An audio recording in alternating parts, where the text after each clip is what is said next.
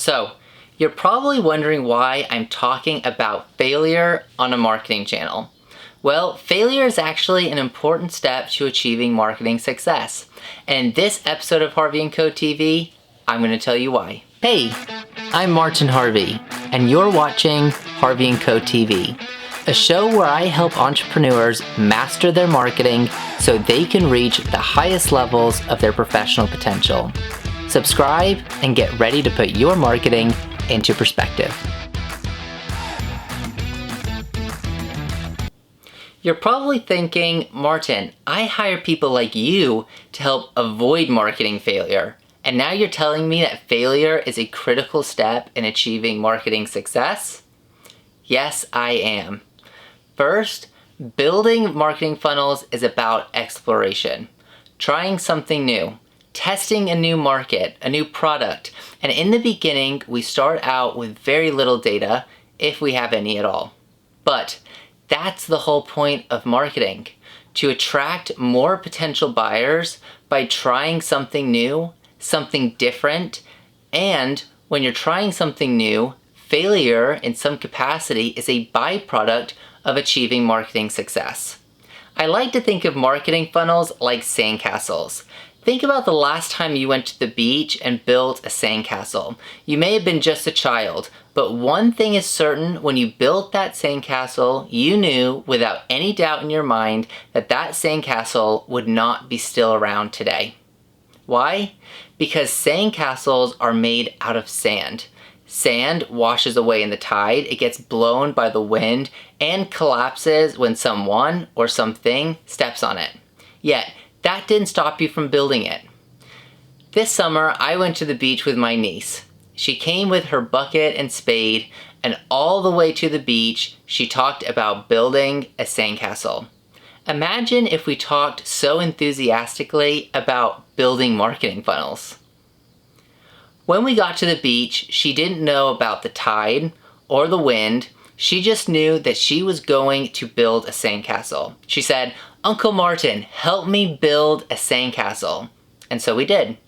First, she took some dry sand and put it in her bucket and turned it over. You can probably guess what happened next. The sandcastle was more like a mound than any kind of structure. But that didn't stop her from trying again.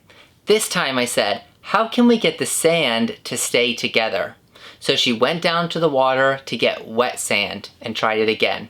This time when she turned the bucket over, the sand got stuck inside, and after whacking it a few times with her spade, came out in clumps. My niece had already failed twice, but without pause, she went down to the water's edge and filled her bucket with more sand.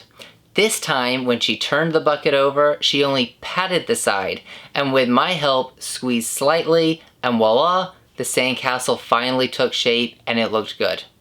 The next thing we knew, she was building a sandcastle city. Big ones, small ones, but then something happened. The tide crawled in and washed the sandcastles away.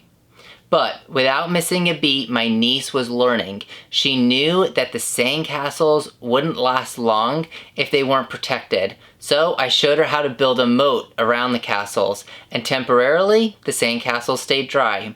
But no matter how many barriers, moats, or diversions we created, the sandcastles eventually washed away in the tide.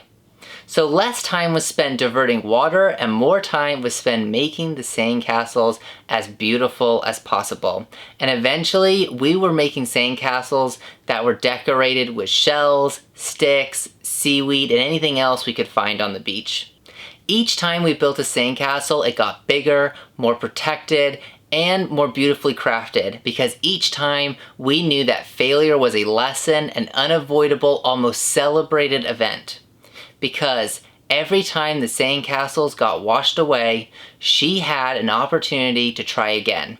At points, she wasn't even waiting for the tide before she'd start over, because she was able to start predicting what would work and what wouldn't.